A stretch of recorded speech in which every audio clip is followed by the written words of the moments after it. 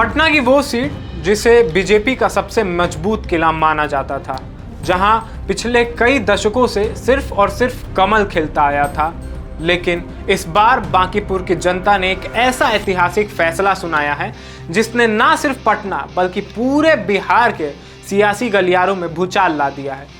जनसुराज के प्रशांत किशोर ने बांकीपुर में ऐतिहासिक जीत दर्ज कर बीजेपी के वर्षों पुराने अभेद्य किले को पूरी तरीके से ध्वस्त कर दिया है। आखिर ऐसा क्या हुआ कि बीजेपी की इस सबसे सुरक्षित सीट पर बदलाव की ऐसी आंधी चली? क्या युवाओं और जेनजी की नाराजगी, अंतरकलह, स्थानीय मुद्दे और अहंकार बीजेपी पर भारी पड़ गए? आइए आज के इस स्पेशल एपिसोड में समझते हैं कि बांकीपुर की हार जीत और पटना के सियासी समीकरण बदलने की पूरी कहानी। नमस्कार, आप देख रहे हैं द हिंदी टॉप और मैं हूं आपके साथ आदर्श मिश्रा। बिहार की राजधानी पटना की बांकीपुर विधानसभा सीट पर इस बार का चुनाव कई मायनों में ऐतिहासिक रहा है। जिस सीट को बीजेपी का अभेद्य किला कहा जाता था, वहां की जनता ने इस बार बदलाव का फैसला लेकर प्रशांत किशोर को अपनी पहली पसंद चुना है। ये सिर्फ एक प्रत्याशी की जीत या किसी पार्टी की हार नहीं है, बल्कि ये बिहार की राजनीति में आ रहे एक बहुत बड़े साइलेंट रेवोल्यूशन और बदलते वोटर बिहेवियर का स्पष्ट संकेत है। बांकीपुर विधानसभा सीट को समझने के लिए इसके इतिहास और सामाजिक ताने बाने को समझना जरूरी है। बांकीपुर सीट पटना साहिब लोकसभा क्षेत्र का बेहद महत्वपूर्ण हिस्सा है। साल 2008 के परिसीमन से पहले यह इलाका पटना पश्चिम विधानसभा सीट के नाम से जाना जाता था। 1912 में भारतीय राष्ट्रीय कांग्रेस का ऐतिहासिक 27वां अधिवेशन भी इसी इलाके में आयोजित हुआ था। ये पटना का शैक्षणिक, व्यावसायिक और बौद्धिक केंद्र भी है। यहाँ बड़े कोचिंग हब, पटना यूनिवर्सिटी का इलाका, व्यापारी वर्ग, नौकरी पेशे लोग और लाखों की संख्या में युवा और छात्र रहते हैं। राजनीतिक समीक्षकों के मुताबिक बांकीपुर सीट पर पारंपरिक रूप से कायस्थ जाति का प्रभुत्व माना जाता है। कायस्थ बहुल इस सीट पर दशकों से भारतीय जनता पार्टी को एक तरफा और मजबूत समर्थन भी मिलता रहा है। कायस्थ मतदाता बीजेपी का सबसे वफादार और पारंपरिक वोट बैंक भी माना जाता है, जिसने हर चुनाव में बीजेपी को एक तरफा बढ़त भी दिलाई है। बांकीपुर सीट पर बीजेपी के एक छत्र राज का एक लंबा इतिहास रहा है। बीजेपी के वरिष्ठ नेता नवीन किशोर प्रसाद सिन्हा बांकीपुर सीट से बीजेपी के गद्दावर विधायक हुआ करते थे। साल 2006 में उनके दुखद निधन के बाद उनके बेटे नितिन नवीन ने उपचुनाव जीतकर राजनीति में कदम रखा। इसके बाद 2010, 2015 और 2020 के विधानसभा चुनावों में नितिन नवीन ने लगातार शानदार प्रदर्शन करते हुए इस सीट पर पार्टी की पकड़ को लोहे की तरह मजबूत बनाए रखा। अब ये समझिए कि यहाँ पे बीजेपी के दबदबे के मुख्य कारण क्या थे। मजबूत कैडर और पन्ना प्रमुख स्तर का संगठन, कायस्थ और शहरी मध्यम वर्ग का एक तरफा समर्थन, पार्टी के लिए सबसे सुरक्षित और सेफ सीट का तमगा भी यहीं लगा हुआ था। लेकिन 2026 के चुनावी समर में बांकीपुर की ये फिजा पूरी तरीके से बदल गई। चुनावी रणनीतिकार से नेता बने प्रशांत किशोर ने बिहार में एक बिल्कुल नए राजनीतिक प्रयोग की शुरुआत की। अपनी लंबी पदयात्रा और जनसुराज अभियान के जरिए वो हर वर्ग के बीच पहुंचे। उन्होंने अपने चुनावी एजेंडे में पारंपरिक जातिवाद राजनीति के बजाय शिक्षा, स्थानीय रोजगार, पलायन, युवा भागीदारी और व्यवस्था परिवर्तन को मुख्य हथियार बनाया। बीजेपी के सबसे मजबूत गढ़ बांकीपुर से खुद चुनाव मैदान में उतरना प्रशांत किशोर का एक बहुत बड़ा राजनीतिक दांव भी था, क्योंकि वो जानते थे कि अगर वो बीजेपी को उसकी सबसे सुरक्षित सीट पर हरा देते हैं तो इसका संदेश सिर्फ पटना तक सीमित नहीं रहेगा, बल्कि पूरे बिहार और देश में जाएगा।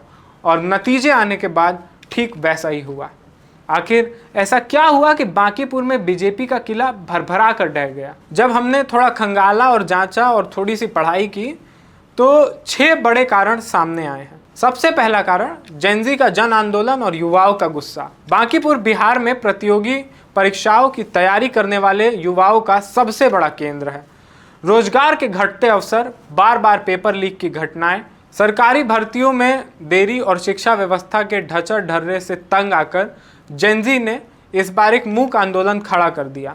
प्रशांत किशोर ने सीधे युवाओं से संवाद स्थापित किया, जिससे पहली बार वोट दे रहे युवाओं और छात्रों ने एकजुट होकर जनसुराज के पक्ष में मतदान किया। अब दूसरा पॉइंट यह है, बीजेपी की अंदरूनी गुटबाजी और अंतरकलह, यह है दूसरा कारण। इस हार के पीछे बीजेपी का अंदरूनी असंतोष और अंदरूनी कलह भी एक बड़ा कारण बनी। स्थानीय स्तर पर कार्यकर्ताओं और नेताओं की अनदेखी, गुटबाजी और टिकट बंटवारे को लेकर असंतोष ने पार्टी के कैडर बेस को भीतर से कमजोर कर दिया। चुनाव के ऐन मौके पर पार्टी का जमीनी कार्यकर्ता उस निष्ठा के साथ बाहर नहीं निकला जिसके लिए बीजेपी जानी जाती है। तीसरा बड़ा कारण यह है, स्थानीय मुद्दे, जल जमाव और उम्मीदवार से दूरी। शहरी क्षेत्र होने के बावजूद बांकीपुर सालों से गंभीर स्थानीय समस्याओं से जूझ रहा है। बारिश के दिनों में वहां भयंकर जल जमाव रहता है, वहां ट्रैफिक और साफ सफाई की बदतर स्थिति है। जनप्रतिनिधि की आम जनता के लिए सुलभता और उपलब्धता पर भी कई सारे सवाल उठते रहे हैं और जनता के बीच यह एहसास गहराने लगा था कि लंबे समय तक जीत मिलने के कारण स्थानीय नेतृत्व जनता से कट चुका है और क्षेत्र में अब एक सक्रिय और नए चेहरे की सख्त जरूरत है। मतदाताओं को लग रहा है कि पार्टी बांकीपुर की जनता को टेकन फॉर ग्रांटेड ले रही है और अपनी जीत को लेकर अति आत्मविश्वासी बन चुकी है। इस एक बयान ने साइलेंट वोटर्स को बीजेपी के खिलाफ गोल बंद कर दिया। अब पांचवा कारण समझिए, सारे कारण एक दूसरे से बढ़ के हैं। अब बीजेपी ने बांकीपुर चुनाव में यह संदेश देने की पूरी कोशिश की है कि बीजेपी मतलब हिंदू और हिंदू मतलब बीजेपी। बांकीपुर के प्रसिद्ध गोलघर शाखा के पास बीजेपी समर्थकों द्वारा पोस्टर लगाए गए जिन पर साफ लिखा था कि कट्टर हिंदू हम हैं, नहीं तो हमको काट दिया जाता, अपना मत भगवा को दें।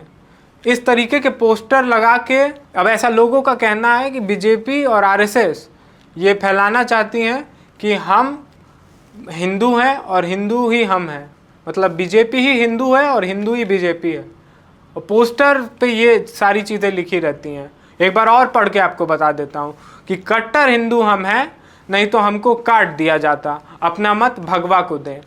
गोलघर शाखा पे ये पोस्टर खुलेआम लगा हुआ है। तो ये सारी चीज़ें जनता देखती है। इसमें एक चीज़ और जुड़ जाती है, इससे पहले जुलाई 2026 में लखनऊ यूपी में बीजेपी नेता नितिन नवीन के रोड शो के दौरान एक व्यक्ति भगवान हनुमान की वेशभूषा में हाथ में पार्टी का झंडा लेकर नाचता हुआ दिखा था, उस पर भी काफ़ी विवाद हुआ था। तो ये सारे कारण मिल के ये रिजल्ट बनाए हैं। अब इन सब चीज़ों से जुड़ा एक और वाक्य आपको याद दिलाता हूँ। जनवरी 2026 में प्रधानमंत्री नरेंद्र मोदी ने अहमदाबाद के साबरमती रिवर फ्रंट पर जर्मन चांसलर के साथ हनुमान जी के चित्र वाली पतंग उड़ाई थी और ये चीज़ भी काफ़ी विवादों में आई थी। अब इस चीज़ को लेके लोगों के अंदर सवाल खड़े हुए थे कि बीजेपी इतना हिंदू हिंदू करती है और यहाँ पीएम मोदी हनुमान जी के चित्र वाली पतंग उड़ा रहे हैं। बीजेपी ने बांकीपुर में भी इसी तरीके के धार्मिक प्रतीकों के जरिए ध्रुवीकरण करने की भी भरपूर कोशिश की, लेकिन बांकीपुर के समझदार और पढ़े लिखे मतदाताओं ने ये साफ कर दिया कि वो सिर्फ धार्मिक नारों पर नहीं बल्कि विकास, काम और विजन के आधार पर वोट देंगे। और छठा जो कारण है इसको भी समझ लीजिए, जो है बार बार उम्मीदवार बदलने का भ्रम। बीजेपी द्वारा समय समय पर उम्मीदवारों को लेकर बनाई गई रणनीतियों और चेहरों के फेरबदल से मतदाताओं के बीच एक अनिश्चितता पैदा हो गई। अब जनता को लगा कि सिर्फ पार्टी के सिंबल के दम पर चुनाव नहीं जीता जा सकता, उम्मीदवार को व्यक्तिगत जवाबदेही देना भी जरूरी है। तो सिर्फ सिंबल पे वोट नहीं अब देना चाहती है जनता, जो वहाँ पे चुनाव लड़ रहा है उसकी क्या छवि है, उसका क्या बैकग्राउंड है, ये सब जांच रही है अब जनता। प्रशांत किशोर की बांकीपुर से ये जीत महज एक सीट की जीत नहीं है, ये जीत साबित करती है कि कायस्थ और बीजेपी के कोर वोट बैंक ने भी अब नए विकल्पों की तलाश शुरू कर दी है। बिहार में अब जाति और धर्म से ऊपर उठकर मुद्दों की राजनीति के लिए स्थान बन रहा है।